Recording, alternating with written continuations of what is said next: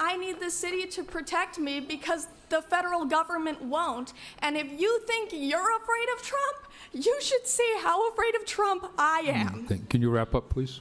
Yes, I can. If you say that you're afraid of Trump and that's why you don't want the city to be a safe space for trans people, you better prepare for trans people to make this a very unsafe space. I'm shaking right now. I don't want to be here. Please? I'm sorry, am I taking too long pleading for my life? You remembered how many children I have and that 2 of them are trans. I speak as both the B and the T in the LGBT. I'm multiply disabled. I have Ehlers-Danlos syndrome, which is a connective tissue disorder that causes me immense physical pain. I'm on the autism spectrum, and I have narcolepsy, and I couldn't drive myself here, so I had to hide from my driver that I was in drag, which is not an easy thing to do in drag. I do not want to be here. It's my day off. I do not want to be in your DMs. I do not want to be in your email inboxes. I do not want my creativity writing diss tracks like Kendrick. I don't want to spend an hour applying glitter on my face so that you will hear and see me. I want you to listen to me.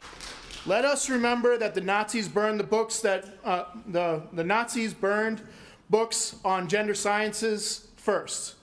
Now the administration has villainized and marginalized migrant workers, trans, LGBT people, and even special needs, denying life-saving and affirming care. Can you look at me and tell me how many of my friends need to die before you do anything? Please wrap up. Look at me! Okay, we're all done here. Fucking pathetic! No, we're all done. Come on. Of course, we need to continue celebrating Black History Month because in spite of what's coming down from Washington, we all know that we all exist and we all need to be recognized for our existence. But be aware that you are a guest in my house when you come. And when you come, know that there are strong queer and trans people in my classroom who will collect you with the quickness. My name in drag is Dee Dee Delight. And my name out of drag is Dewey Cosgrove Atienza. Laddie LaRouge, he, they, in drag, District 3. My legal name is Olivia D'Ambrosio. My public name is Livy Scanlon. My wife and I own a home in the Canal District. I speak as someone who is always misgendered, like all the time. People refer to me as sir when I prefer to be referred to as ma'am. I speak as someone who is afraid to use public toilets. I speak as someone who is a member of this community and is a queer person. You have to imagine being me and my wife, fearing that our marriage rights will be stripped away at any moment. Please, I only have so much time. Please, Joe's gonna cut me off. Which matters more? Covering the legal fees of systemic police brutality or protecting the lives of queer people in our community?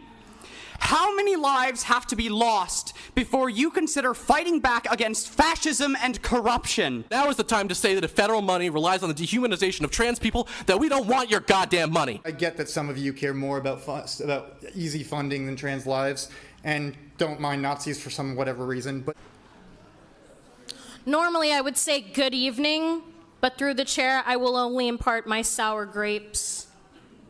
It's an extremely emotional and taxing thing to stand up here as part of the trans and gender diverse community.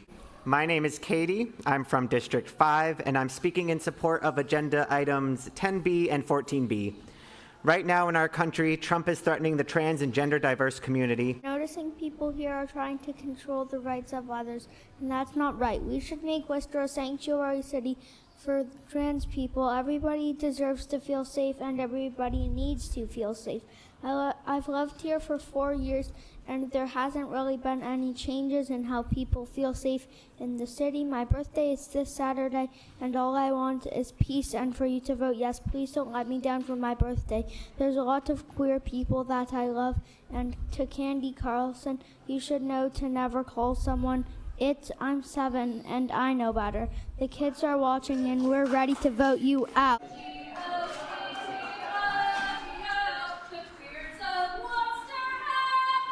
Oh my gosh.